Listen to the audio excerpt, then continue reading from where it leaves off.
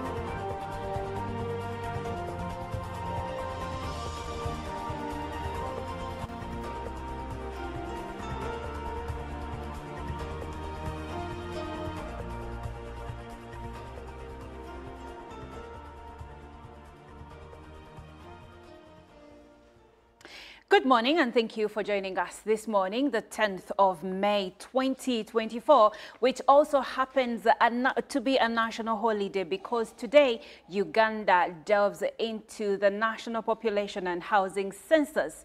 Now, we last had a census in 2014 and 10 years later, we are having the next one. This is the 11th census since Uganda came into existence.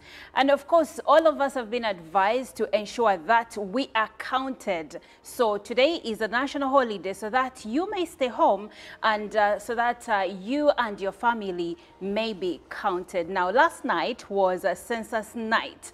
And what happened then is that the questions enumerators will be asking you today and going forward for the next 10 days were being considered last night. Now, people that were found on the road last night around midnight, those were considered to be the floating population, and these include people that were traveling, the night economy, and of course, street children. We will be bringing you details regarding census as we move along with our show. But for now, good morning. My name is Olive Monica Najuma. Thank you so much for sticking with us and starting your morning with us. Now, get your favorite cup of coffee or tea. Uganda produces the best, and enjoy this show. And since you're home today, it doesn't matter if you're wearing your pajamas. It's okay to watch Good Morning Uganda from anywhere in your house. But even if you are on the road, you can stream live and listen or watch us. We will still be with you as you traverse Uganda's roads. Now, I'm not alone today. I am with Jethro. Good morning. Good morning, Olive. How are you doing? I'm good. You're looking good. The blue you. is striking. You're really set for the show. I've always been seeing you from quite a distance. But I must appreciate that today we are working together. Yes. Of course, putting into consideration that we work in the same corporation. Yeah, but good morning. I want to welcome you, but asking you one question. Yes. Today is a public holiday. I'm wondering why we journalists don't have public holidays. Well, the simple answer is when in that confusion of deciding your career and choosing a career path, you chose one that doesn't have holidays. Well, but since we decided to serve the nation, Yes. the different capacities that we are in, I should, but very, very glory to God that today we are starting another day, very beautiful day. But of course, since you've told people that today is a public holiday, being a national census, I also just have to urge Ugandans to embrace this program because it is very important to help the government when it comes to the planning purposes. Yes, indeed. We are supposed to do our collective duty as citizens. And you know, the purpose of the census is for the government to know the numbers of Ugandans, yes, so that they can plan the services that come down to us better.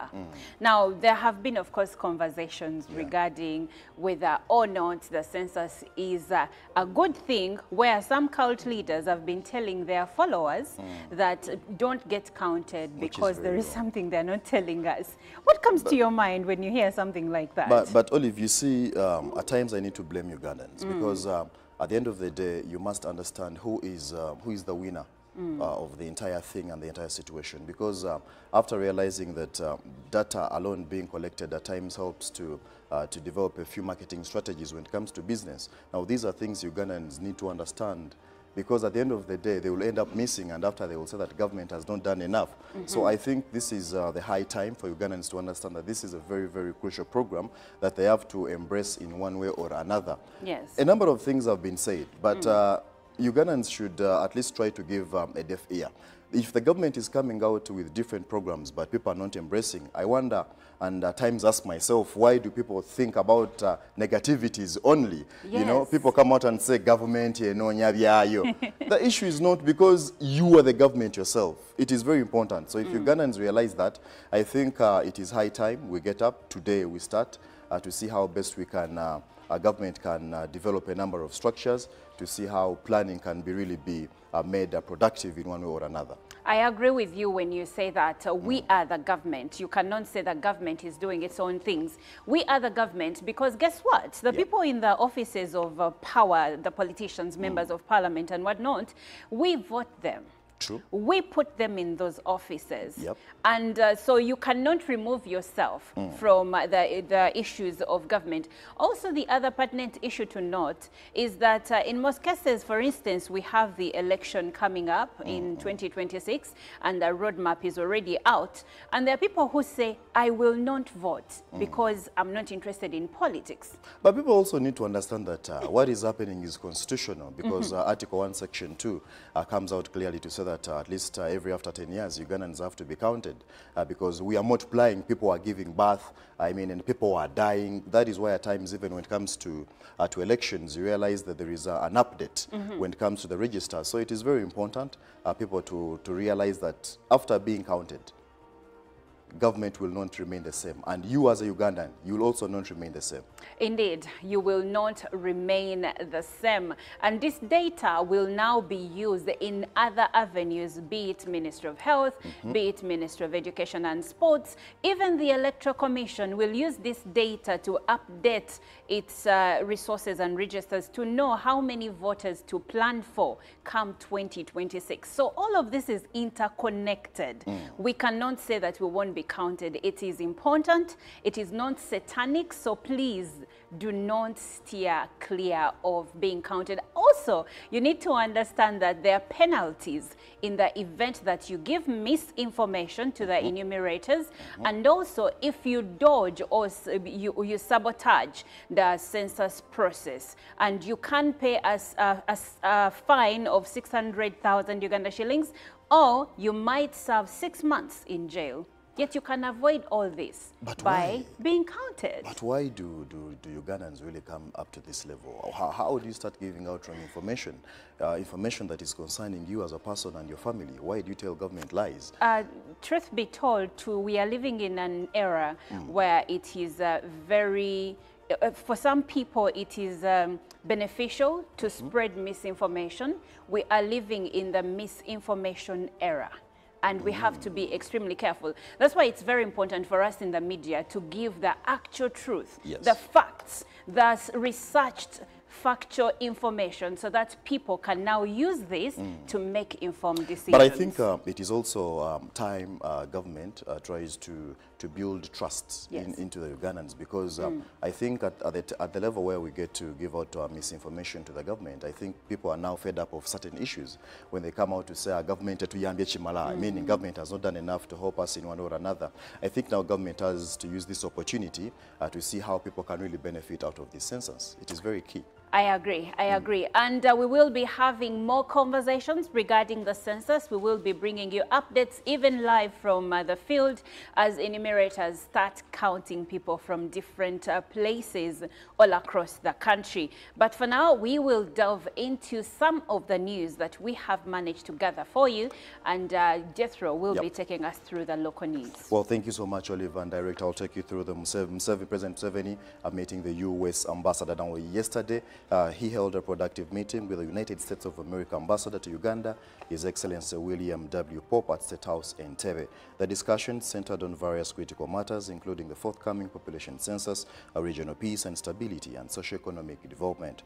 Recognizing the significance of the population census, the two leaders emphasized the importance of conducting a comprehensive and inclusive count that will provide crucial data for informed decision-making and effective governance. The discussions further delved into regional peace and stability, with President Museveni sharing perspectives on the ongoing efforts to foster peace and security in the region. He underscored the necessity of collaboration and cooperation among nations to address common challenges and promote stability, ultimately ensuring a peaceful environment for the well-being of all citizens. Additionally, President Museveni and Ambassador Pope explored avenues of socio-economic development, focusing on strategies to enhance Uganda's growth and prosperity, as well as improving the long-standing relations between the two countries. Ambassador Pope conveyed his appreciation for the President's valuable time and wise counsel. He also acknowledged President Museveni's extensive knowledge and experience, underscoring the importance of their continued dialogue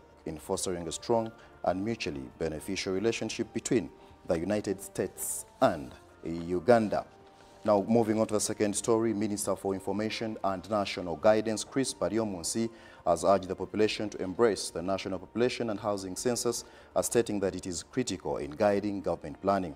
The census will enable Uganda Bureau of Statistics to produce demographic, social, and economic statistics. Every after 10 years, the country conducts the National Population and Housing Census in order to get figures that are critical in guiding planning, policy formulation, programming in line with national goals. A Minister for Information and National Guidance, Chris Baryomunsi, has rallied the population to embrace the exercise that started on 9th to 19th this month. He stresses that the exercise will not be conducted at the night, and therefore people need to be cautious of unscrupulous people. Private media houses have also been urged to help by reaching the information to the people about the National Population and Housing Census. Of course, moving on, the Prime Minister Robin Anabanja also requested the United Nations to increase its support towards disaster management, refugee management, health burden, and the education of Ugandans. The Prime Minister said the recent disasters resulting from heavy rainfall across the country have encroached on the government major resources, and this requires United Nations intervention. Nabanja was speaking yesterday at the UN Joint Steering Committee meeting on the UN Sustainable Development Cooperation Framework for Uganda.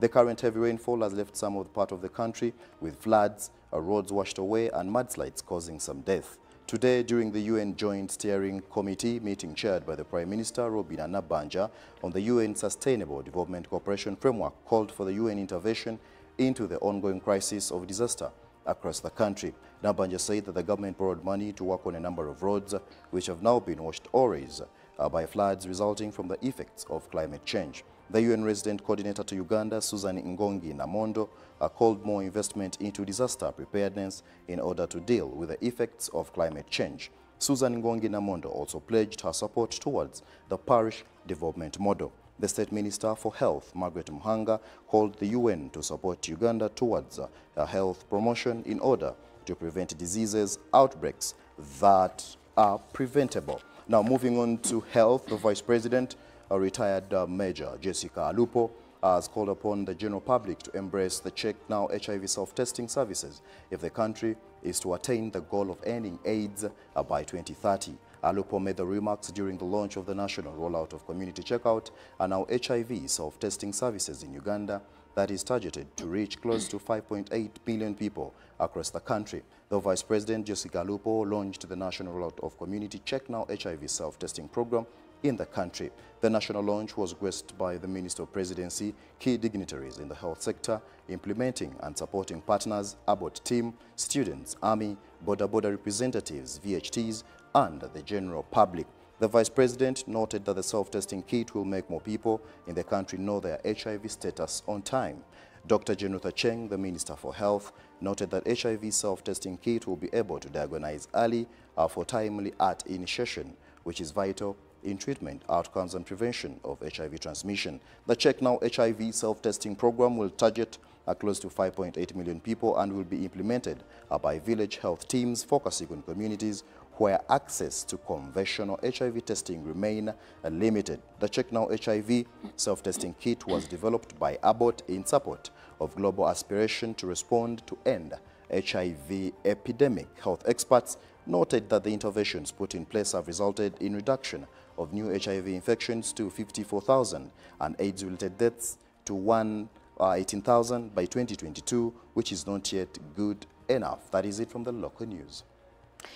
Well, now we cross over to away from the continent and looking at the Gaza war, where Benjamin Netanyahu has said Israel can stand alone after the U.S. warned it could halt arms shipments if the Israeli Prime Minister ordered a full-scale invasion of Rafah in Gaza.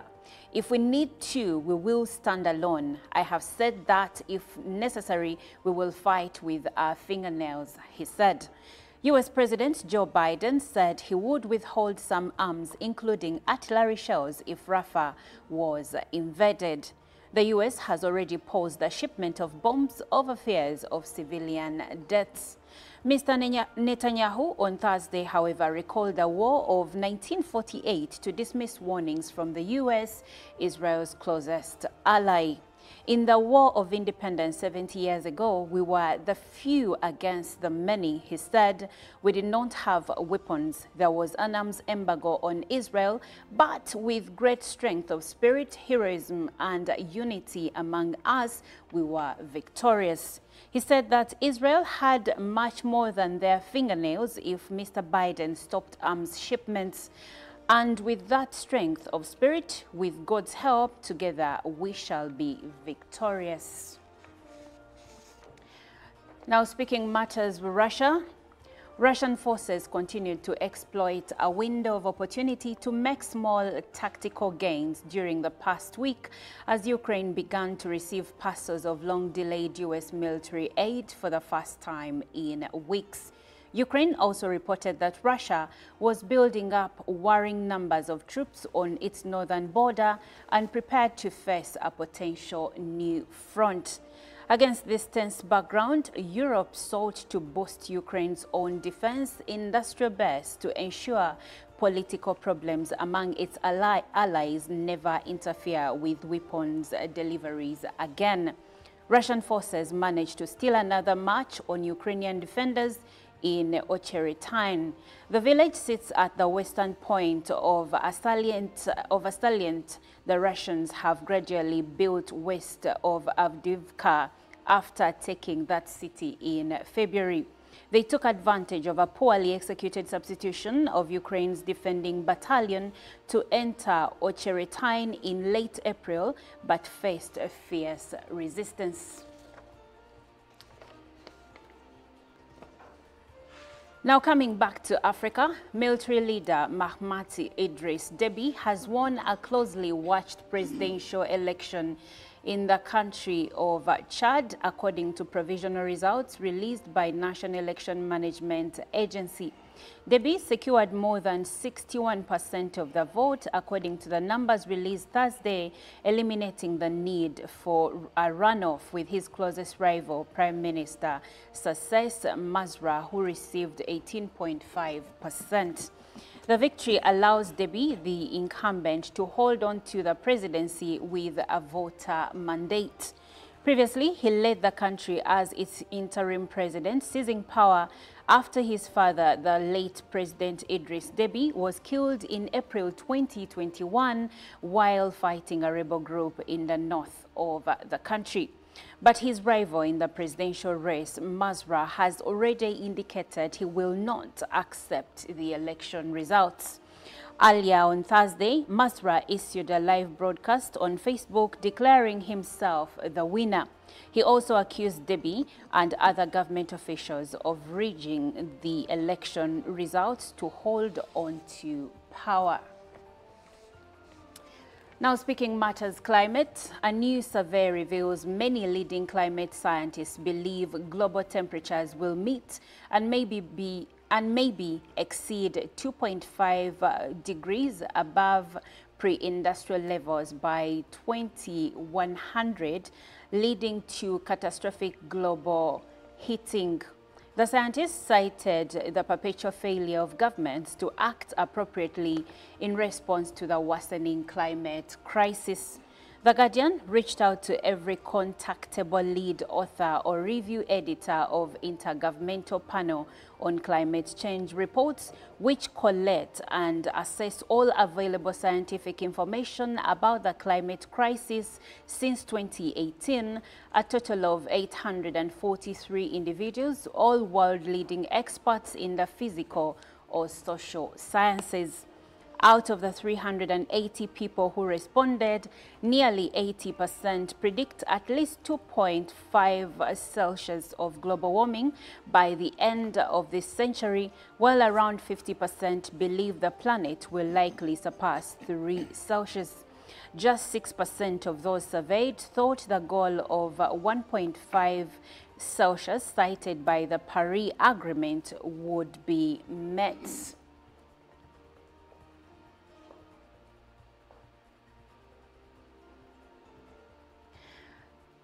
Now that's it from the international side of news, and of course we will be taking a short break, and when we come back we will be speaking more matters census.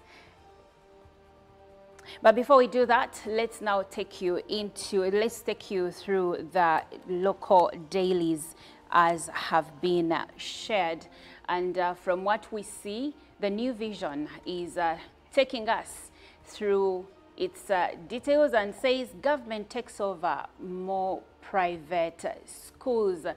Additional 27,000 learners to benefit from USE. And of course, still on the front page of the new vision, Uganda Airlines acquires new aircraft. And how to make money from goat rearing. That and more you will find in the new vision. Well, that does it for our press review. We will be now taking a short break.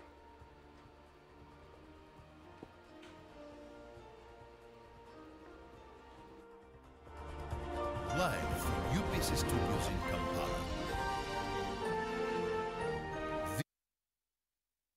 Live from UBC Studios in Kampala. This is Good Morning Uganda.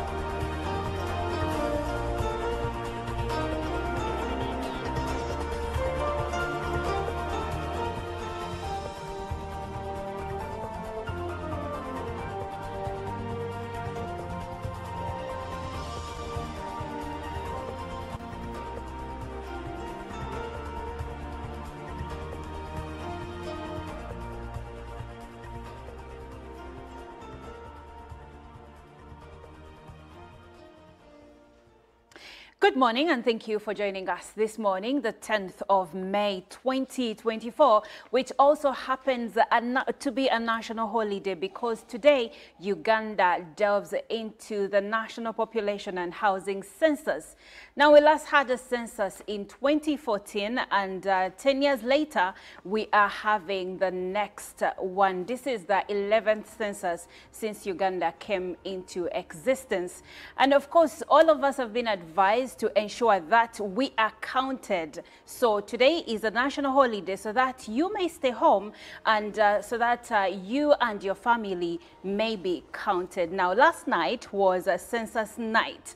And what happened then is that the questions enumerators will be asking you today and going forward for the next 10 days were being considered last night. Now, people that were found on the road last night around midnight, those were considered to be the floating population, and these include people that were traveling, the night economy, and of course, street children. We will be bringing you details regarding census as we move along with our show. But for now, good morning. My name is Olive Monica Najuma. Thank you so much for sticking with us and starting your morning with us. Now, get your favorite cup of coffee or tea. Uganda produces the best, and enjoy this show. And since you're home today, it doesn't matter if you're wearing your pajamas. It's okay to watch Good Morning Uganda from anywhere in your house. But even if you are on the road, you can stream live and listen or watch us. We will still be with you as you traverse Uganda's roads. Now, I'm not alone today. I am with Jethro. Good morning. Good morning, Olive. How are you doing? I'm good. You're looking good. The blue is striking. You're really set for the show. I've always been seeing you from quite a distance. But I must appreciate that today we are working together. Yes. Of course, putting into consideration that we work in the same corporation. Yeah, but good morning. I want to welcome you, but asking you one question. Yes. Today is a public holiday. I'm wondering why we journalists don't have public holidays. Well, the simple answer is when in that confusion of deciding your career and choosing a career path, you chose one that doesn't have holidays. Well, but since we decided to serve the nation, the different capacities that we are in, I should, very, very glory to God that today we are starting another day, very beautiful day. But of course, since you've told people that today is a public holiday, being a national census, I also just have to urge Ugandans to embrace this program because it is very important to help the government when it comes to the planning purposes. Yes, indeed. We are supposed to do our collective duty as citizens.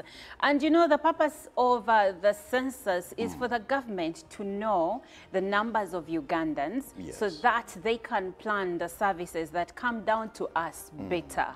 Now, there have been, of course, conversations regarding whether or not the census is a good thing, where some cult leaders have been telling their followers that don't get counted because there is something they're not telling us. What comes to your mind when you hear something like that? But Olive, you see, at times I need to blame Ugandans because at the end of the day, you must understand who is the winner of the entire thing and the entire situation. Because after realizing that data alone being collected at times helps to develop a few marketing strategies when it comes to business. Now, these are things Ugandans need to understand.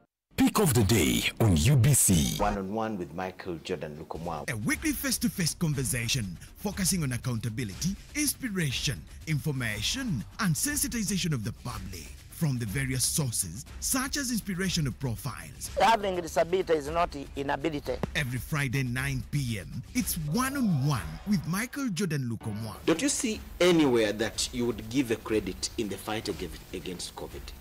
My role as the owner of the country is not to, be preoccupied by giving credit to my servant. We have said that if we are to talk to General Museveni, there must be certain conditions in place. Is it true that you paid 5 million shillings to MPs that voted for? Was brought to you by Just take a polite loan of 200k to stock my shop. the signs and symptoms of success.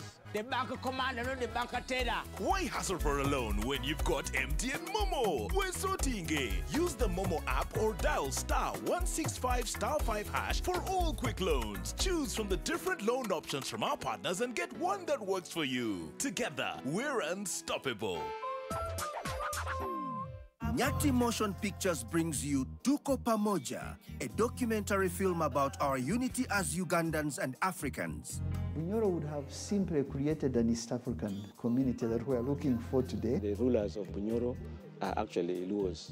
We people who live across the Nile, we are so related from our myth or from just the Nile. We are the same people and genetically we are even the same people. We are similar people. We are one. Pamoja, we are one.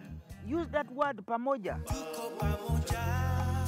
Premiering every week from 3rd February to June 2024 at the National Theatre and Indere Center. Daily screenings are from 4th February to June 2024 at Ham Cinemax and the National Theatre. To get a ticket, call 0778 787 660. Tuko Pamoja? UBC is the national public broadcaster. We educate, inform, entertain, and inspire our audiences. You can watch us on free-to-air channel 001, DSTV channel 282, GoTV channel 371, Star Times channel 201, Zuku TV channel 20, and Azam TV channel 350. Even when your subscription expires, you can still watch UBC for free on your pay TV platforms.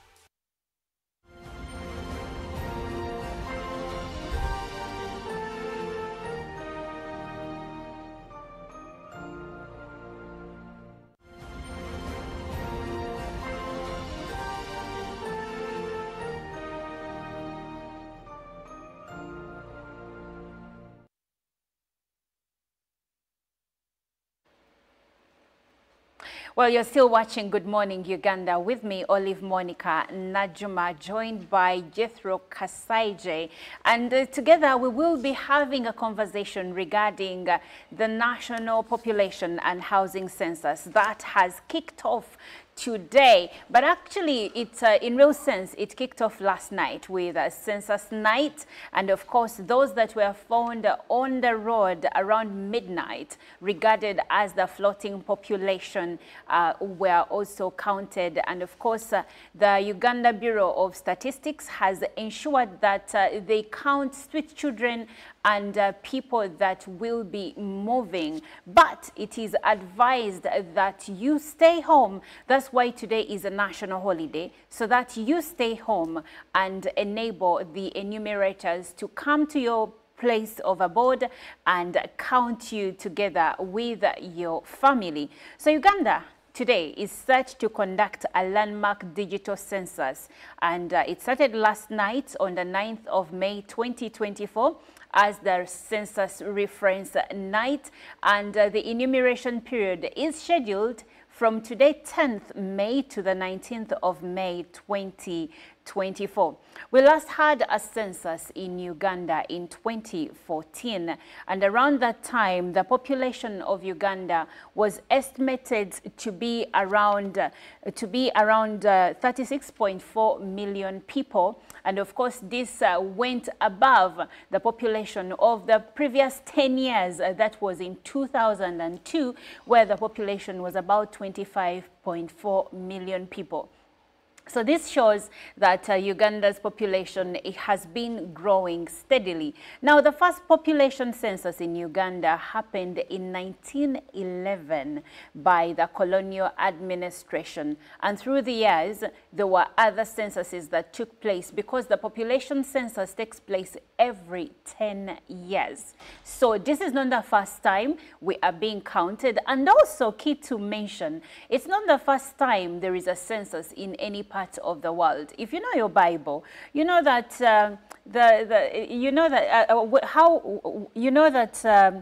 in our Bible stories, you remember how Jesus' family, that is the family of Joseph and Mary, had to actually go to their birthplaces so that they could also be counted. Yeah. There had been a census that had been ordered around that time. Meaning it started way back. Yes, the census has been here since before all of us. That is something Ugandans need to know. Yes, so now Jethro, there have been so many conversations regarding the census, and for us, I would like for us to actually start around the misinformation, where some religious leaders, especially in the districts of Nakaseke, Luwero, have been telling their congregations not to be counted. They've been telling them that census is actually satanic. So in your opinion, where do you think these people are coming from? Well, and how are they getting these ridiculous ideas? You see, earlier on, I started by saying at times I blame Ugandans because coming to realize and thinking of how things are supposed to be done, I wonder why in journalism there is something that we call the agenda setting theory.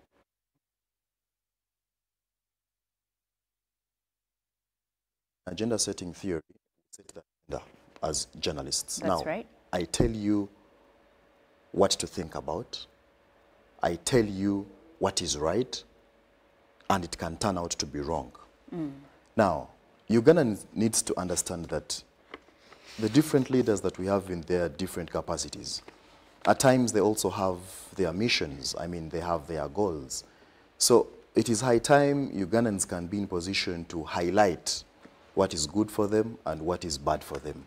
Now, if someone comes out to say this is satanic, now that is their way of seeing things. But the question is, you as an adult, for example, how do you perceive this information? Because it starts with you. If a religious leader honestly comes out to say this is satanic, it is very challenging. Now, I wonder the so-called Ndigazebasumba. I don't know how to say that in English. The sheeps there, I don't know. The congregation. The congregation. If you can be lied at this level, then there is a problem.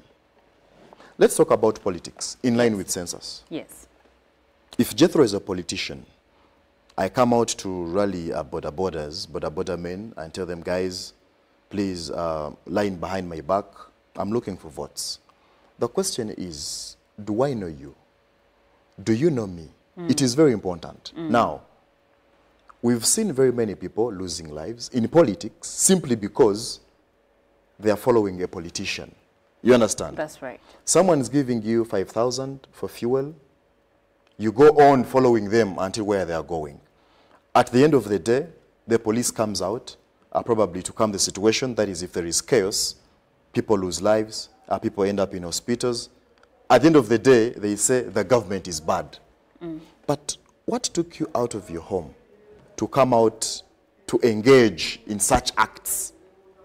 Now, relating this to census, if a religious leader is saying this is satanic, I mean, sit and think. If they tell you that you're supposed to lie down in the mud because that is what Jesus did, can you be Jesus? You can't. We are called to be the same as Jesus. What does that mean? So we embody. Interpretation of things. What is your mission? What is the mission of that religious leader or the religious leaders that are coming out to say this? I hear what you're saying. And were you a literature student by any chance? Yes. So you understand that in literature, two things can be true. It depends. I will read this passage and I will understand it, or I will interpret it a certain way. And if I can defend it, then I can be right. And if you too can read your passage, interpret it a certain way. And if you can defend it, you can be right. So probably, do you think that maybe some of these religious leaders that actually I prefer calling them cult leaders, like in the case of Bulambuli, where there was the 666 cult, where they were telling the congregation not to be counted and also not to let their children be vaccinated. Now, we know the importance of vaccination for any country. We know how many diseases that have been averted because of vaccination. Back in the 90s, many children under the age of 5 were affected by polio. And we lost many children to measles. But because of the efforts that have been put in place towards vaccination, now, when is the last time you saw a child that had polio? Actually, I don't even remember. Exactly. Me neither. Me neither. And what am I trying to say here? It is that sometimes people will just mislead others. But what is the rationale? Why would someone want to keep people in the dark? Olive, in 2018, if I remember very well, that is when I was vaccinated for yellow fever. Yes. Now, the yellow fever vaccination that has been going on of late, to me it is not new. Why am I telling you this? Ugandans like lagging behind. They always want to be left out in one way or another. Do you think it is all Ugandans? Yes, it is, the majority. That is why we still have people talking about only the negative side. Because the government does not have intention, the government that I know, if it is focusing on development, because remember, it is the Ministry of Finance dealing in this when it comes to national economic planning and whatsoever. So if the government is coming out with a program to see how best Ugandans can be developed in one way or another, now this is the time. If today people are now looking for where to get yellow fever vaccination from, but when did it start? That is the question. Let me give you a scenario. Way back in my high school, I remember one of our headmasters then told us, do not come for your pass slip if you do not have a passport, if you do not have a driving permit. Nice. You get it? Now, I did all of that. Pass slip. You understand? Wow. Way back.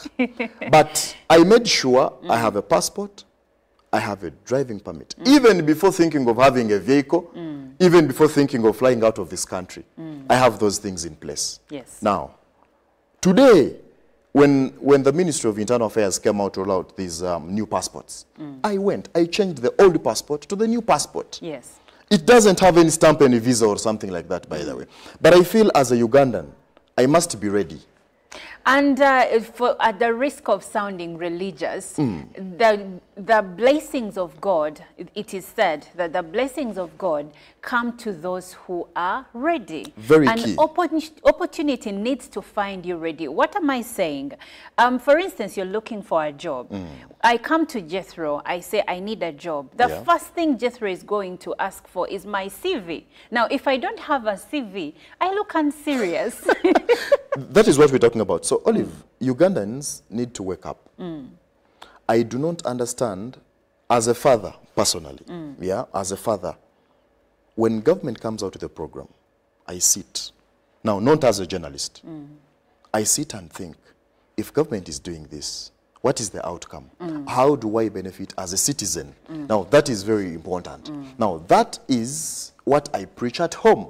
So if leaders are coming out with negative thoughts or ideas about things, as a Ugandan, you need to sit and echo where we are coming from and where we are going. It is very key. We are moving forward. We shouldn't be thinking of going backwards all the time. So this is what Ugandans need to understand and embrace. So if we have leaders that are really spreading a negative attitude about this, I think that is where we also have to think of the leaders that we choose to be in power. And that's right. And it also takes us back to the conversation of we are the government because we choose these leaders. We elect them into the offices that they occupy. As a matter of fact, come 2026, some may go back to Parliament, Others may not. Some may become new LC5 chairpersons, LC3, LC2, LC1, and others may not. So you and I are the government, and as the government, we are supposed to support all government programs, including the National Population and Housing Census.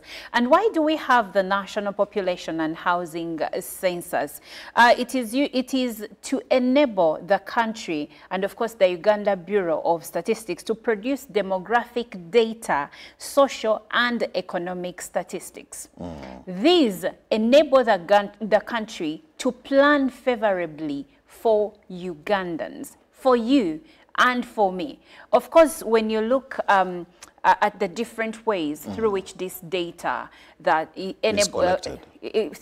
first of all, the way the data is collected, we are going to be counted, and it will help to know, for instance, in an area, let's say Chira municipality, how many school-going children are there? How many children will be starting school in the next 5 years, in the next 2, 3, 1 year? Okay, and that, in my opinion, enables the government to plan favorably for the education sector. Yes, what do you think? That is what we are talking about. Because earlier on I told you, it is now high time for government to rectify a few challenges and the few gaps that are within. Because if Ugandans are doing whatever it takes to provide the reliable information about the few things they are being asked to put on table, after realizing the number of the school-going children, now government has to react. And Ugandans are like football fans. They want results, they want trophies. I also want results. So if we come out and we trust the government, of which we do, it also has to use this very opportunity to see that it comes out with fast, effective methods to see how best it can streamline things that are not really working out of late. Talking about Chira municipality, I went to one of the government hospitals in Chira. I took a patient. I wasn't happy with the system. Yeah. What exactly didn't? And when time comes to issue out medicine, I mean, they have to tear a paper, put the medicine in that paper, and now that is what you take home. The packaging alone is very different. Now, that is not good. So these are some of the things, ideally, that government has to work with. And then, after government realizing that this is the population we have within a region, remember we have about 60,800 villages in about 135 districts. Now, Uganda has, government has a very, very big role to play when it comes to ensure that services are there to the people.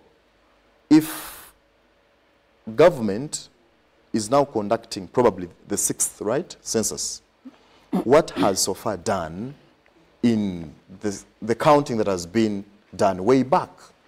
If we had about 34 point something million Ugandans. In 2014. In 2014. I believe right now we have over 40.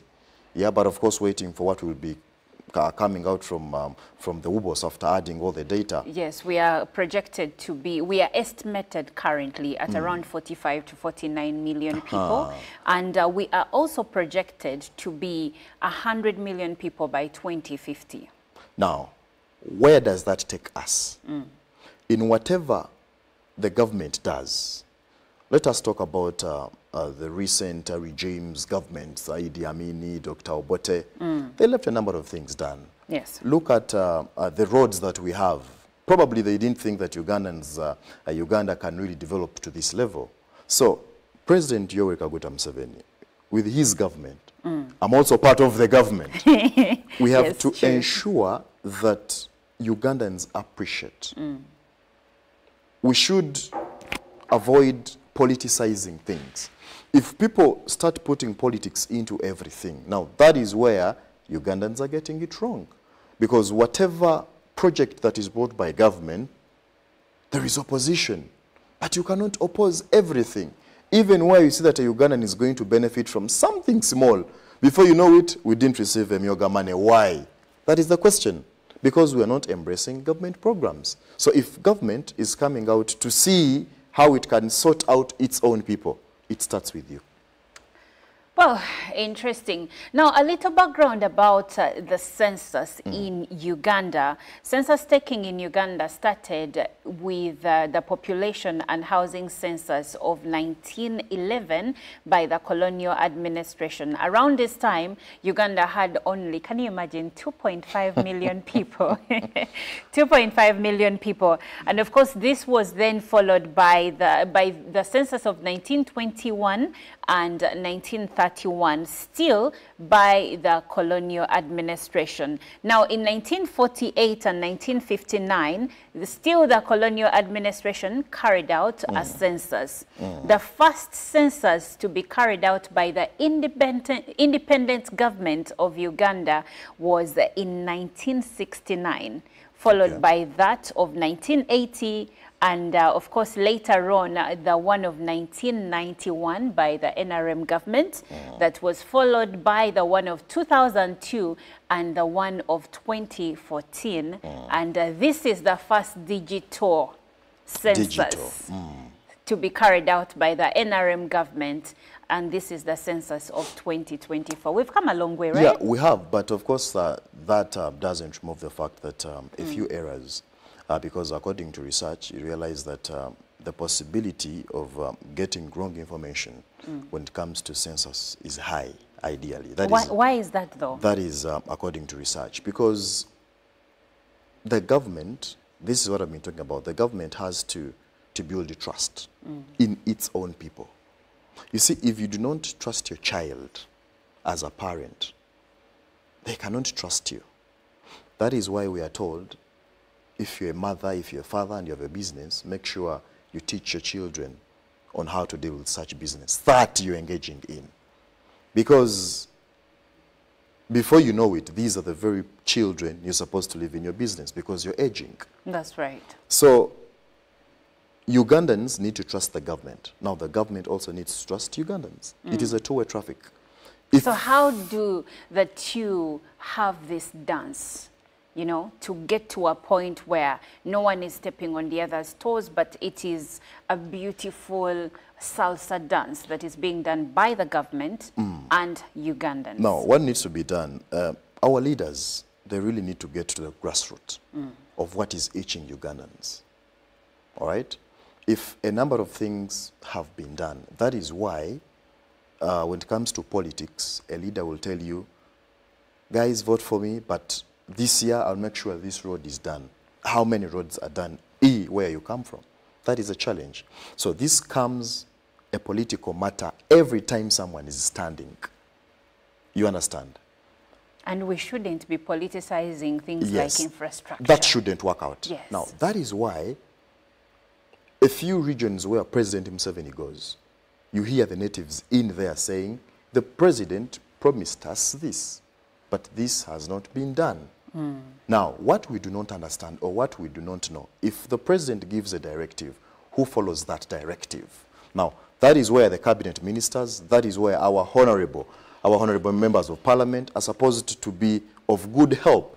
Because if they're in parliament discussing matters of national importance, how are Ugandans benefiting? But there is something I want our leaders to understand and also embrace. We have a number of things that need to be sorted out in the country. But before this comes to a conclusion, there is another matter. There is something else. You understand? As we are sorting issues, IFRIS, for example, there was something on board that is not yet handled. Mismanaging money, funds. I understand where you're coming from on that. You get it. But also, some of these things, in my opinion, are beyond government's control. What am I saying? The issue of IFRIS, it's been around. URA was just trying to... But there is nothing beyond government. I understand. URA was just trying to implement. Unfortunately, the traders decided to rebel against the implementation. But we know that from when, shortly before COVID-19, the IFRIS system had been rolled out. But they started with factories and other industries before they went downtown to the traders. And actually the traders always thought that for them, IFRIS will never come to their doorsteps. Now, what am I saying? Yes, there was the issue of mismanagement of public funds. The two just happened to come out around the same time. And I think government could not just control. I mean, one started on social media. And one started in downtown Kampala. Where does this all come from, Olive? Where does it come from? Because everything that is generated within this country has a government hand in it. Yeah. Trust me.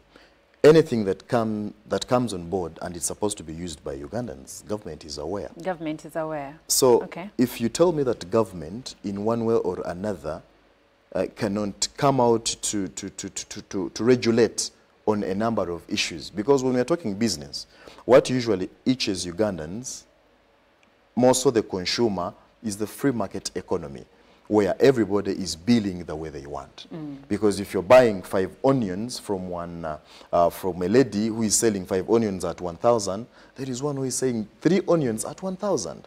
Things are not balancing. But Ugandans have to work with the government. If we want to go forward, there is no way how we shall develop if we are putting down government programs, because the government is wishing us good. So we need to embrace whatever is brought on board, of course for a good cause. That is very key. You may not embrace everything as a single Ugandan, but the majority, because the government is there for us. Yeah, it is said that if you want to go fast, go alone. But if you want to go far, then you need to go with a group. And here it is, us being counted, us allowing the government to take this data.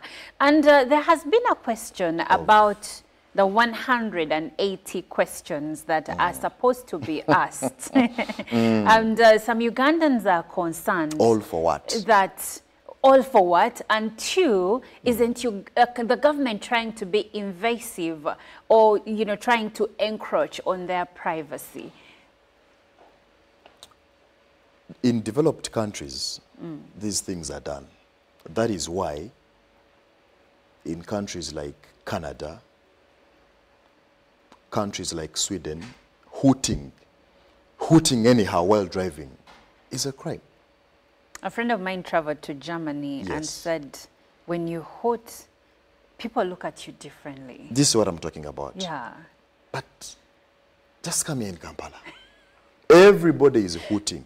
But the issue is, if you're asking yourself why government is requires all this information, let's talk about security. Because I believe this comes in line with security. That is why a security personnel has no authority to chase somebody unless they are armed, as far as I know, because I realize that probably those are criminals or those are thugs or, but in developed countries, if you go beyond traffic lights that are saying, please stop, before you know it, in the next stop, you're captured. Now, that is where we are going. So if government is asking, Olive, how old are you? Where do you stay? Do you have a car? Level of What is education. the number plate? Level of education. Now, this is where the whole basis starts from. We need to understand how many people are not educated and what is government doing to ensure that all these can be captured in one or another. So, in my own opinion, all this comes for a good cause. And that is why at times our names are put in the system and you don't reflect anywhere. And then you say, government yatwerabira. But it is you who forgot yourself, simply because you do not want to embrace such programs. So I think we need to give government what it wants. At the end of the day, we demand for results. Because if you asked for what you want, we give it out to you, then it is your turn to also give us in reward. It is very important. Yeah, I understand that. And also, it's a way of auditing. For me, I see the census data as an audit. Yes, in 2002, we had this. Yes. In 2014, we had this. this. Now in 2024, where are we standing? This is how we keep track of maternal mortality rate, infant mortality rate, Yes. and literacy levels. Through the census, the government now knows, okay, back in 2014, this number of Ugandans were educated or were literate. Now in These were 2024, 10 years later, where are we standing? What are the levels of illiteracy? What are the levels of literacy? What are the levels of maternal infant rate, you know, mortality rate? We get to understand all these to see where we are lacking, where we need to improve, and where we are doing good and just need to maintain a standard. But if we do not give the necessary information, then we are actually failing ourselves as a country or as a citizenry, because the government cannot use what it doesn't have. If I ask for information from you, Jethro, and I don't get it, I'm definitely going to make poor decisions. Now, I'm not saying the government has been perfect. Some things are wanting, like Jethro has pointed out a few here and there. But at the end of the day, I think they're trying.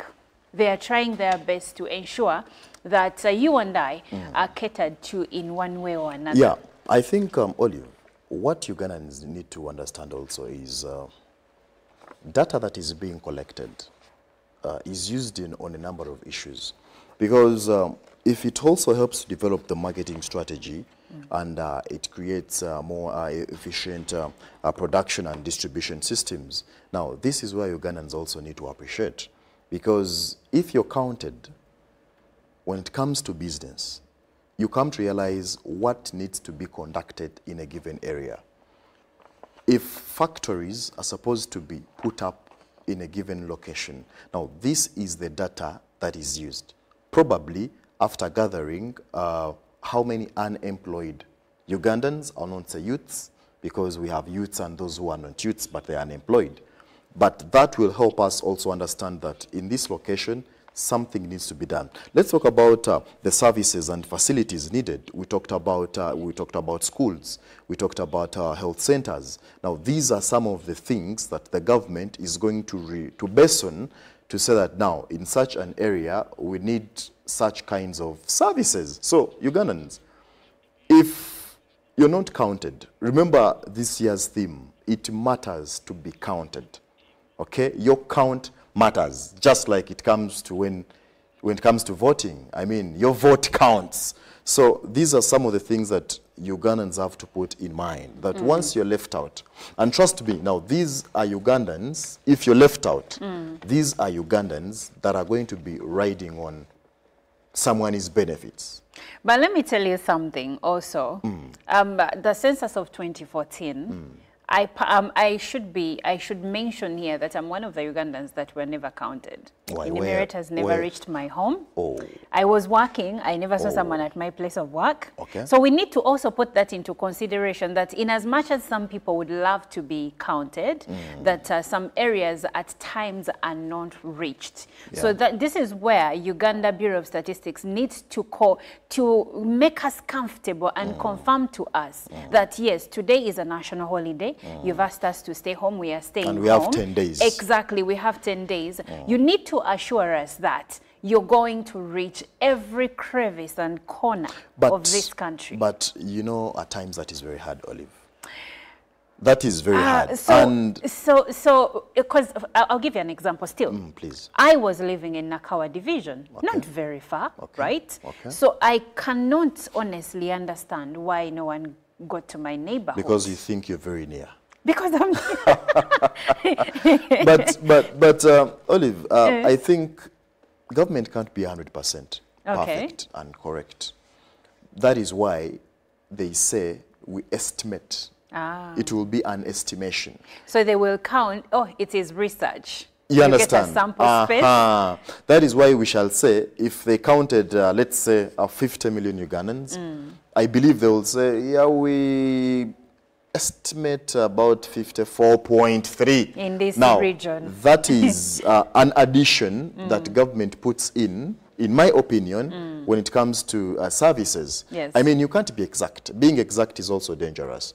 So if they think Chira municipality has about 4,000 Ugandans, I believe when they're adding their data, they will say Chira municipality has about 5,000 because I am not there. You're not there. So they will round off to the next figure available figure. And a question: have you ever been counted? Do you remember any census in your life where enumerators came to your home and counted your family and yourself? Now, to be honest, in this working environment. You've not always worked. There have been censuses even before you started working. But I remember those censuses that came in 2002, is it 2002? And down when I was still a young man, you know. I remember them coming to my dad's home, asking us a number of questions. How many televisions do you have? Do you have bicycles? We are going to pin that. We will come back to that later. But we have some news coming through. And the Minister for Information and National Guidance, Chris Baryomonsi, urged the population yesterday to embrace the national population and housing census, stating that it is critical in guiding government planning. The census will enable Uganda Bureau of Statistics to produce demographic, social, and economic statistics. Exactly what we've been saying. When we are counted, the government has Ugandans that they need to plan for, and of course you cannot plan when you don't have the necessary data. So let's watch the story. After 10 years, the country conducts the National Population and Housing Census in order to get figures that are critical in guiding planning, policy formulation and programming in line with national goals. Minister for Information and National Guidance, Chris Baryomonsi, has rallied the population to embrace the exercise. Because the various questions which will be asked refer to the conditions people live in. For instance, we shall be asking people the level of education, and then we shall be able to know how many people are educated to this level, how many people are not educated, access to services. And now once we have compiled this information and analyzed it, then we shall look at what is available, what's not available, what do people need, and how does government now plan for this population. He stresses that the exercise will not be conducted at night, and therefore people need to be conscious of unscrupulous people. At 6 a.m., so there is no enumeration at night, except if it's on appointment. For instance,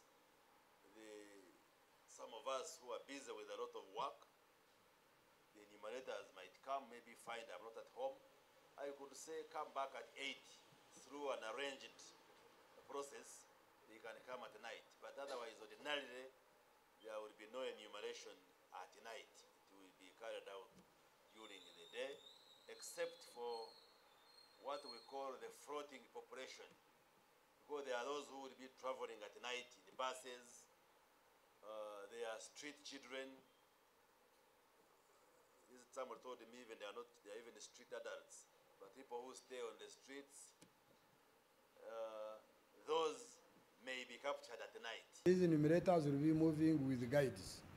The guides are the local leaders, especially from LC1 committee, who know the homes, who can also help identify the enumerator and the respondents properly.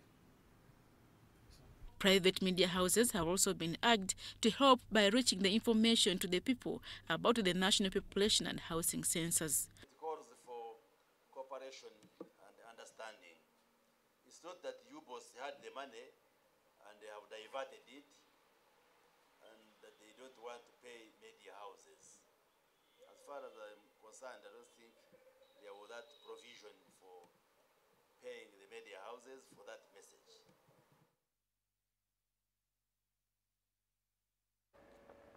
Well, now Jerome Paul Sonko is in Chiseka Market, and he will be talking to some people to give us a clear understanding of how they understand what the census means. And of course, we will be hearing from you. And if you happen to see Sonko where you are, then of course, you should endeavor to, get interviewed and give us your views regarding the census. Jerome Paul, I understand you're at Chiseka Market. What is the situation like over there? All right, good morning, Monica. Thank you very much. I am in Chiseka, if that is the right word to use. Not necessarily direct in the Chiseka Market, but along the streets of Chiseka. And in my observation to our dear viewer who's watching Good Morning Uganda right now is that the situation is a little bit calm. There is less chaos, if you come to think of it. And we want to get to interact with some of the Ugandans to understand if they fully are part of the population census, the population and planning census 2024. Because what we do know so far, it started yesterday with the census night. But the situation here, a few people are back with their businesses, and you can easily see just right behind me that some people, those who are actually having chapatis or the chapati vendors, then we also have a few people who are actually trying to open their spare shops as well. It's not a normal business day, but I can only assure you that with the views in Chiseka currently, pretty much shows you that there is a situation happening in the country, or it can give you a feel of a public holiday for anyone who's watching UBC this morning. So with the views that you can easily see, there are very few people, by the way. It's very countable if you're very observant. And the fact that it's also just around 7:30 a.m. or clicking to 8 a.m., you get to realize that not so many shops are closed. And by the time we are coming to Chiseka, passing via Chikubo, and then when we were passing via the Nakasero market, we passed via various arcades in Kampala or in the CBD, we also were able to observe that there were very few Ugandans on the streets or very few Ugandans on the roads. But of course, the numbers keep on increasing. The numbers keep on increasing one by one as the Ugandans get to come back to their businesses. But of course, along the way, we're going to be asking them to give us, their view on the population census, how they are feeling. Because now, today was designated as a public holiday, if you come to think of it. And it being designated as a public holiday, we do expect many of those to be back at home. But well, a few are in the capital, or some of those that we've actually been able to identify are also people who normally sleep within Kampala or stay within the CBD. Okay, Jerome Paul, now, do you think that the shops are still closed because people really listened and honored the national holiday today in regards to the national population and housing census, or it is just early morning and they will be back to work sometime later? You can come to think of it in two ways. One, some have not yet opened simply because it's a Friday and it does look like a dull day. And it being 7 a.m., you get to realize that maybe some of them are just coming to work. But away from that, you get to realize that also others have not worked because they are observing the public holiday. The beauty about it is that many Ugandans do respect the public holidays. But besides that, money has to be made. With my observation here, it does show that maybe the next 2 hours, there are chances that these shops might be opened.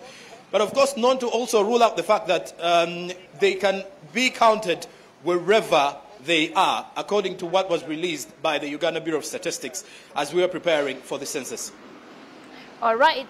Now, we would like to hear some of their views regarding their understanding of the National Housing and Population Census, whether it is they think it's important or not.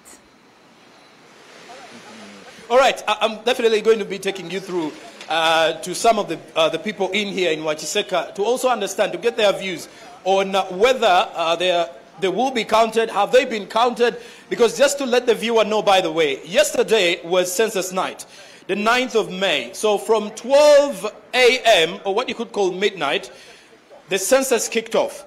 Now, the people that were being counted were people who normally work in the night, those in the transportation industry, those who actually drive buses or bus operators, those who actually deal in trucks or driving long-distance trucks, there was counting. And, of course, there were not only that, but there were many people who were counted, not so many, but the exercise kicked off yesterday by some of the enumerators within the country. But today is the 10th and the official kickoff of the census night, rather of the National Population Census 2024, which will take 10 days till the 19th of May. And just to let you know, as a Ugandan, you should participate in the census. Why is that so? Because with the current approximation of our population, we currently have 4.465 million Ugandans. That is approximately. But of course, with a projection of over 100 million Ugandans by 2050, we want to estimate and see what is our current birth rate, and then also how many people are currently in Uganda today. But away from that, to you, our dear viewer, of course, if you're watching me, I'm live from Wachiseka here in Kampala in the Central Business District, as we get to, to get some views from the viewers, to also understand really, do they understand population census and what does that mean to them? Oli life ku UBC sawazi do.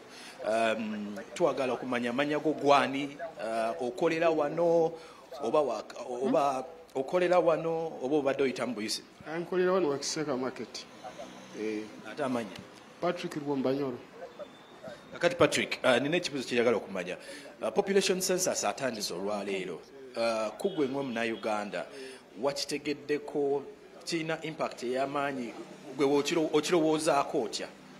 Nakitegeddeko nnyo naye ate nga nkimanyi kuva edda kubanga eggwanga oliba lipulaningira abantu baalyo batera kubeera nga bamanyi abantu bameka bapulaningirwa. So gavumenti kirungi nnyo okumanya nti abantu bepulaningira nemanya nti kati kintu kijja kubeera bwe kino bwe kiti mu buli ngeri yonna. Bange olunaku olw'ejjo wabaddewo okubala abantu ekiro kuva ku ssaawa 6. Simanyi oba wakwegendereza walabyeko ku bantu be babala oba oli omu ku abo be baabaze? Abantu ab'ekiro bo sibalabye ate sibawuliddeko wadde naye mubangambye tewaliwo batandise kubala ekiro naye nze mbadde manyi batandika leero kubala abantu. Naye nga weetegese okukubala oyagala bakubalire wano b'ogenda kuddayo ewaka? N'obajja ne bambalira wano tewali buzibu kubanga n'abaana ndese nga mbagambye abasensaso banajja kubabala ebibuuzo bye bagenda kubabuuza mbe bagambye abaana kubanga abaana bange bakuluko.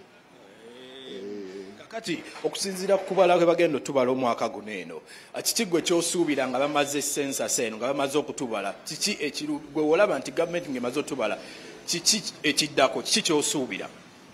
Ekiddako gavumenti bw'emala kumanya abantu baayo beebaze kubapulaningira ekinaaba kyetaagisibwa ekiyamba abantu abo baba baliddwa eggwanga litambule ligende mu maaso.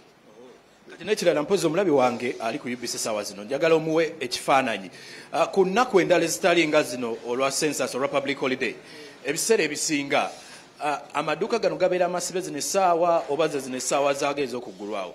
Z'essaawa zaago batandise era bajja kujja batandike kuggulawo mpola mpola kubanga gavumenti yeewadde abantu olunaku olukulu naye abantu ngaffe abantu baneekolera gyange tuba tujja kukola kubanga kunoonya ekyokulya kubanga tujja kubeera waka nga tolina kyokulya n'oba oli naye oba oyagala kuwongerako era naye ng'abantu aba gavumenti bokukola leero tebajja kukola kubanga gavumenti yewolede yabawadde edda yabawadde allowance allowance yabwe yabawadde naye ate ffe tugyenoonyeza eyaffe. Kati message gyosobola okuweereza abantu baabe ewaka ab'eŋŋanda ku lunaku luno lwa population census nga lutandise kuba tulina ennaku 10. Ab'enganda zange bonna abali mu Fyaro, Fort Portal, wana awalala wonna na wano ab'omu Kampala bakkirize abantu abasensaso bajja kubabala bababale bulungi ate babawe details zabo entuufu. Patrick ovaawa? Mba Fort Portal, Kyenjojo district. Olya Boki? Ndi Amoti, mba mu Bukama bw'Etooro. Kale, beera bulungi sebo.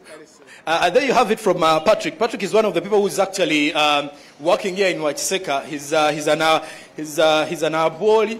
So you get to realize that people from Fort Portal who are also represented in Kampala, he has actually said that for him, he has already told his people back home, or he has already told his children and his wife to make sure that they respect and participate in the census while he's here in Wachiseka making some money. And for the people in Fort Portal, I'm sending greetings to you as well. Now let me also get to greet another gentleman here in Wachiseka so that we get to understand whether they do know population census and what is really happening. Sabo je baliko? Twasuze bulungi ate gwe ngandi bwe ndaba wano nakedde bukeezi kujja kunoonya kyama kyemisana wano. Wazze saawa mmeka wano olunaku lwaleero? Essaawa eno naakatuuka butuusi era we mujjidde rede we mutuukidde nga nange awo we mbadde ntuukidde. Embeera simpi, embeera nnungi ya bulijjo era tujja kukola nga bulijjo. Abatuuze basuubira okujja essaawa yonna era bakyaliyo bateteekanya embeera yaabwe. Abasinga balina obuvunaanyizibwa tamala gakeera gaabamu nga bwe tubasuubira naye ng'essaawa yonna buli omu asuubira okuyingirawo wano. Population census ya leero olunaku lwaleero olunaku lukulu gavumenti yaludesigninze nti public holiday. Gw'ogiraba nga public holiday ku side yo? Already ebeera public holiday naye nga buli omu oba omusuubiramu okubeera nga ky'omusuubiramu si ky'omusanga. Buli omu abeerawo okutetenkanyisa embeera ya famire ye. Naye mu mbeera eyo essaawa ya leero kati buli omu akyali waka naye ng'essaawa yonna obasuubira okuyingirawo. Walabyeko ku baabala olunaku lw'egyekiro oba gy'obadde oyitira? Ng'ewange ndi singu kati essaawa zino siina gwe naalabyeyo. Oli musajja muwulu? Byonna byebyo nga bw'okiraba. Kati bagenda kubalira wa tolinayo omukyala waka gwe waleseeyo gwe bagenda bala? N'abaliyo yenna gwe banaasangayo yajja kikwasaganya. Waliwo gwe wasazizaayo? Kale message ki gy'osobola okuwa Abannayuganda abalaba UBC saawa zino kubanga population etandise abamu ku bo bakyebuuza baparticipating oba tebaparticipating akuggwe ng'Omunnayuganda akedde okukola message ki gye wandiwadde Omunnayuganda alaba essaawa zino kubalibwa? Message gyembawa Abannayuganda bonna balina okugondera etteeka ly'eggwanga nti buli omu alina okubalibwa mu nsi. Oba olina omwana oba tolina, oba oli muwulu oba tolina, oba oli mufumbo oba toli mufumbo, naye nga tteeka lyayisiddwa buli omu tumanyi nti olunaku lwakubalibwa. Era yesuubira kyekiriko kati ate era kyekigenda mu maaso.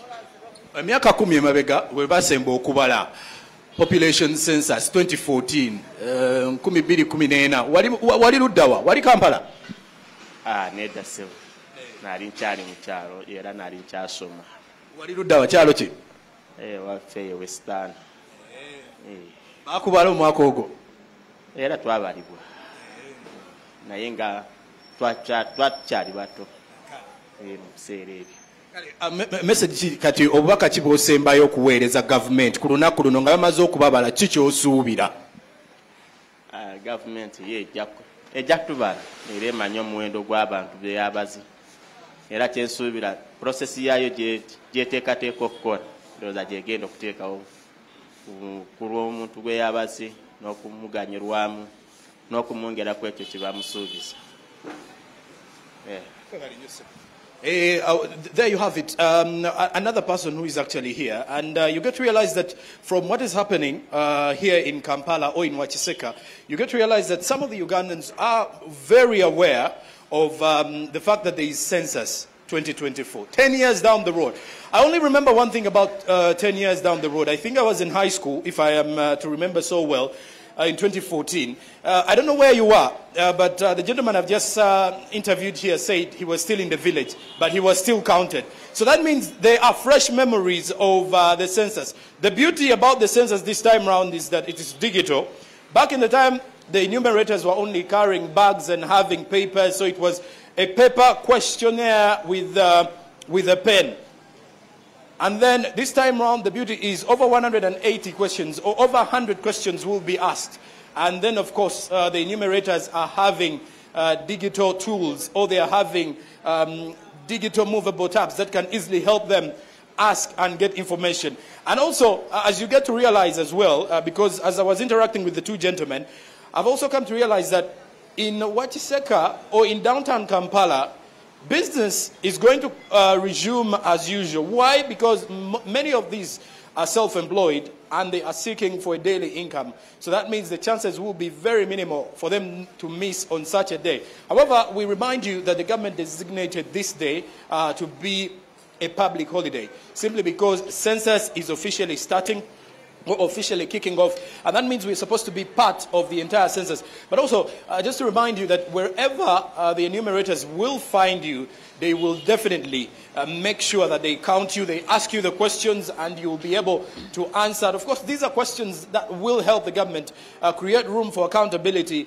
and then also try to plan accordingly for the Ugandans. Now, let me also get to a lady here who is our first on the show. Well, I think she's still busy for the moment. And of course, as I'm still moving around here in Wachiseka, just to give you more details about what is happening with the census. Now, when you look at the growth projection of Uganda at a 3.32%, you get to realize that when the census of this nature takes place, we want to create room to see that for the next 10 years, when we do expect another population census, maybe the government would plan accordingly. Because if we are only projecting that we are currently having 46.5 million Ugandans, or approximately 47 million Ugandans, then what next, or what will happen in the next 2, 3, 5 years? Because the chances are, if we are estimated to reach 100 million by 2050, the chances are maybe currently we are 50 or more than that.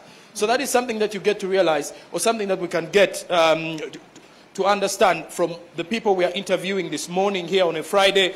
And of course, the Friday energy here is still low, simply because it's a public holiday.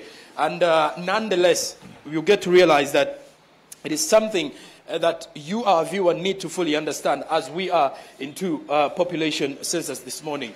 Now, besides that, also, to you, our dear viewer, I don't know how prepared you are for the population census. I don't know how prepared you are to be counted, because we need to participate all in. If you are still home, and of course, if you are watching television right now, just in case you're watching, by the way, just to remind you that we shall as well be taking you to Rubaga Cathedral, where Archbishop Semogere will also be counted together with the people he stays with. That is in Rubaga. But then also the information also reaching us is that at 10 a.m., the Kingdom of Uganda will be welcoming the enumerators at the palace, at the King's Palace in Banda. So you get to realize that even our leaders are taking part of this population census. So you need to be counted, because as much as we are seeking for accountability, or as much as we are seeking to be part, or as much as we are asking for accountability from the government, the question is, have you done your role? Have you played your role? Have you made sure that the government has seen you? The government knows you, because these are questions that are going to be asked. These are questions that you're supposed to answer. Many questions, by the way. Questions regarding where you stay, what you're doing, how many people you're living with, and of course, where you're coming from, because all of these are some of the questions that we expect from the census as we are moving on. And Sonko, when it comes to the questions, yes, my understanding is that UBOS has prepared a list of about 180 questions to be asked. Do we know that all these questions are relevant, or that some of them will apply to a certain class of people and others to another? Now, when you look at the 180 questions, there is a question that is rotating around the birth rate, especially between women or the females from 15 to 49 years of age. Now, a question like that is to determine the birth rate, especially when it comes to which age bracket is giving birth to more children over the years. So that is a question that will only be limited to the females, honestly. But many of these questions are going to be relevant. Why? Because it gives us the chance to understand the different things that the Ugandans want. Because you're looking at creating room for the health budget, you're looking at creating room for security, but then you really need to know if at all this family, or if at all it is a man who is having, let's say, 3 wives, is having 15 children, then where are they?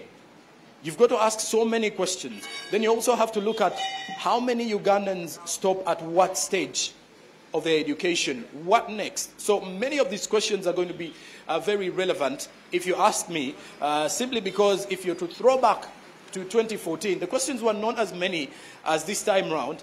But of course, we want to wait and see if the Ugandans will fully answer all the questions. Because the worry has always been the government asking the questions, or rather the concern has always been the government asking the questions, but then will the Ugandans be able to comply? Because the issue to participate is different, but how are you participating? Because if they ask you the questions, you've got to answer them. And then we are going to wait and see if the Ugandans will be complying and participating fully with the population census of 2024. And I'm curious to know if the gentlemen will give clear information regarding the number of children they have, because what I saw yesterday in the papers was that men are being advised to give clear information regarding their progeny. And I would like to see some of the people you're going to talk to answer that question. All right. I'll definitely quickly get into them and try to understand that. But you know, at times in the Luganda dialect, where they say "Omusajja tabalirwa," or something like that. I don't know if they will be able to give. I'm only drawing a picture in a situation whereby a man who has got, let's say, 3 households and slept in one household, and he has been keeping it from the main wife. The chances are very minimal for him to answer that question, if you ask me. But along the way, we shall get to understand whether they will be able to answer that. Monica. All right, I'm with Jethro here, and he's burning to ask you a few questions before you get to your next interviewee. Well, okay. Comrade Sonko, I do understand today is a public holiday, and I understand very many Ugandans would use this opportunity probably to rest and stay home and carry out a number of activities. Schools are on holiday. Parents should be with their children at home. Should we assume those working today are essential workers, probably like security personnel, journalists like we, and probably nurses? Now, Jethro, the first gentleman I talked to, Patrick from Fort Portal, he actually revealed to me that many of them here are hustlers, you know, daily income earners. And the thing is, they were not going to sit back home and wait for the enumerators when they need to put bread on the table back home. And then he actually gave me an example of the public workers, or let's say those who are government workers. He did actually reveal and say that they are not like them who are getting allowances from the government for these few days or from their offices. So for them, for example, Patrick from Fort Portal was actually telling me here and sharing with me that he left his children back home, and the beauty is that most of his children have been through school and they know how to reply to these questions. So he said he's very confident that they will comply.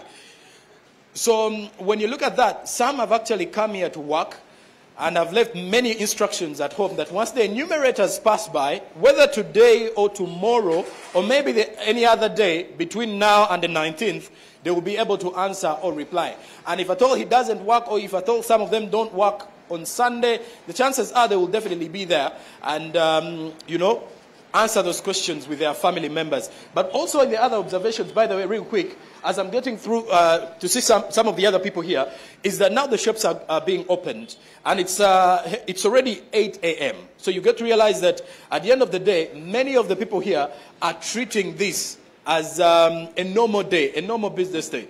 So at the end of the day, as many of them are treating this as a normal business day, you get to realize that maybe at around 10 a.m., 11, many will as well be taking part of the population census, but right from their shops. So let me try to interview some other people this morning and try to see how they are perceiving the population census today, and then maybe a message to their loved ones at home who are going to be counted. Good morning.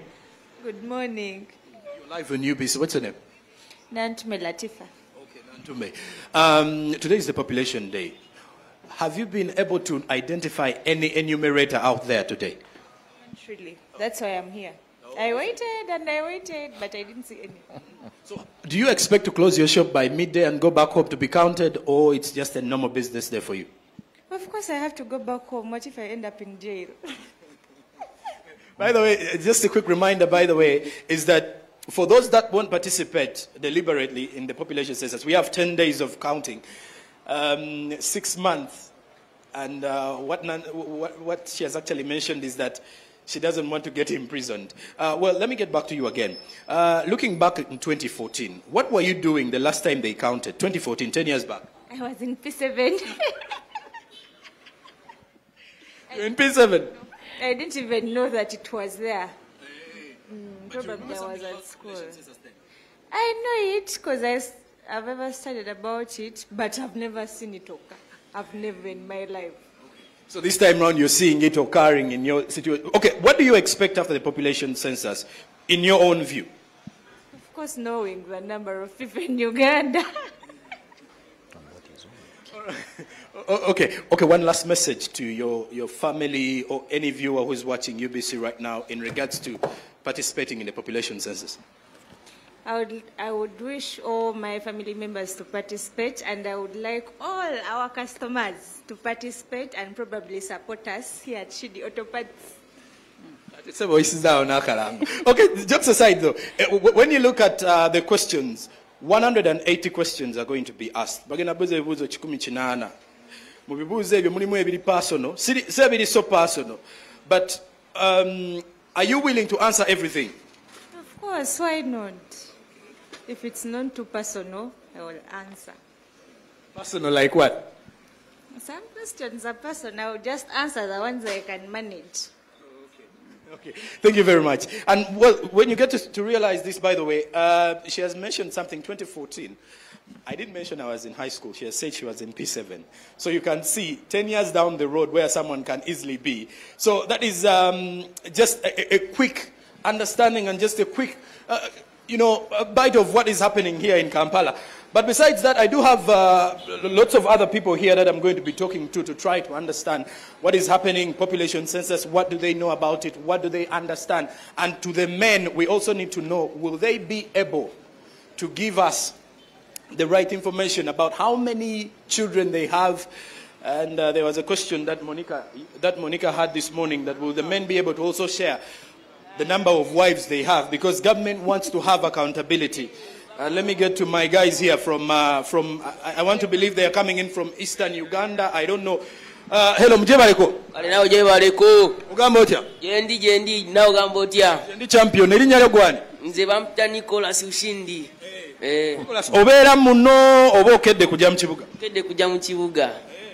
Population census oba okubala kw'abantu wakuwuliddeko? Ate banambulirako. Naye olaba omuntu ng'azze okubala ng'agenda kubuuza ebibuuzo, nadduka oba onakkiriza? Nakkiriza.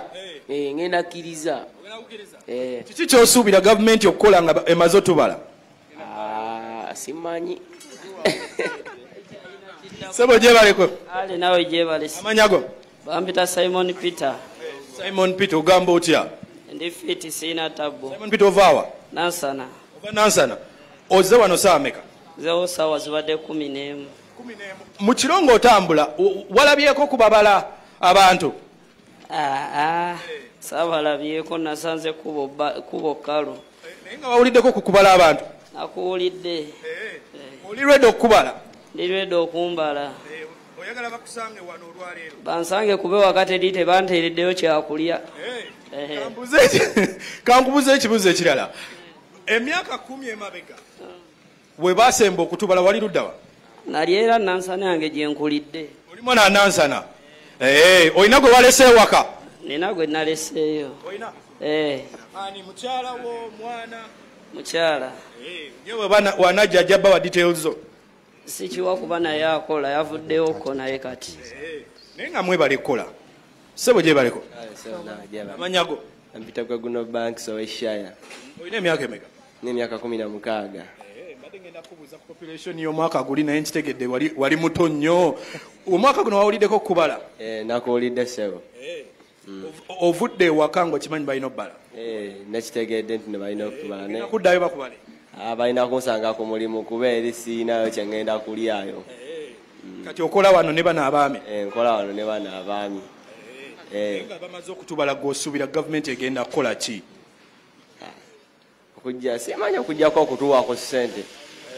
ne batulema abantu bewansi ne batuwa ku sente ne batubalira ku pepa sente ngameka ne batufunirayo buli omu nga 2 ekyabiri kikuyisaawo kiba kisobola okumpisaawo message gy'osobola oweereza mikwano gyo abalaba UBC essaawa zino n'abo abagenda okwetaba mu kubala kye mbagamba kiri kimu babeeremu abatakola basigale waka babale tusobole okubeera nga tutambuza ekintu fiiti.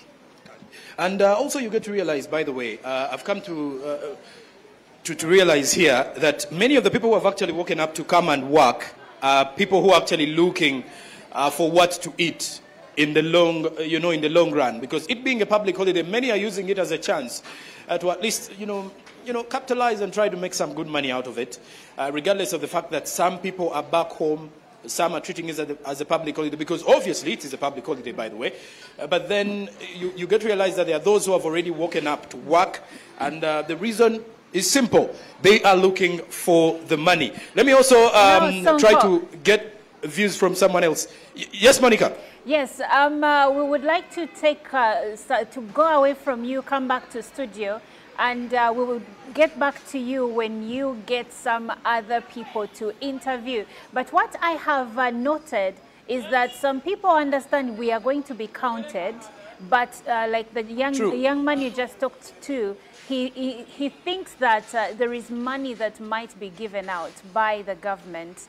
And I am curious to know later when you interview other people whether it is the same mindset that they share or whether they understand why we have this census undertaking. But for now, we will get back to you shortly. All right, thank you very much. Back to you in studio. Well, that is Joram Paul Sonko, and he's been speaking to a few people around the Chiseka area. And according to what I have picked out is that some young people think that we are being counted so that we may be given some money. Now, I think this is a bit chaotic because in the event that money doesn't come out, and we know the money is not going to come out because we are being counted for purposes of planning for the country. So because of that, we need to really make people understand that the census counting or the population census and housing census is not about government giving out money to the population. Olive, the perception of Ugandans is really amusing because if Sonko was speaking to one of the ladies at the auto spare parts, and she said all she's expecting is just to know the total number of people in Uganda. Yes. Now the question is that really enough? Now this clearly indicates that people do not know the importance of census. I started earlier by telling you our leaders need to go down to Awansi. Now these are the people we are highly serving. The elites living in the Upper Kololo, Sijui, these other areas of Naguru, they could be understanding census, but you've heard it from the people downtown. It seems they only know Okubala Abantu, but what comes after Okubala Abantu? So I think government, for example, we are coming closer to the polls, electing the general election, but realize, still people will tell you, we were not taught on how to vote. But this looks as something that happens every after 5 years. It looks normal, but still people do not know how to tick on the ballot. So I think government shouldn't take chances in one way or another when it comes to the programs that are usually coming up, that is for the Ugandans. So people need to change their mindset and the perception. Because if you asked me the major importance of this census is resource allocation.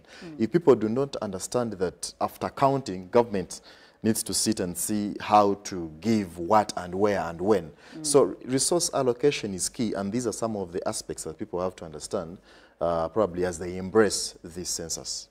I agree. And in your own personal opinion, do you think that probably, yes, there was information and sensitization out there regarding the population and housing census that we are going to be counted, but do you maybe think that the message that was put out there did not really specify the benefits of having a population census? That is what I was talking about. It looks direct, by the way. It looks easy to understand census or kubala abantu, and it stops there. That's it. But it doesn't stop stop there because there are things that are coming along with that.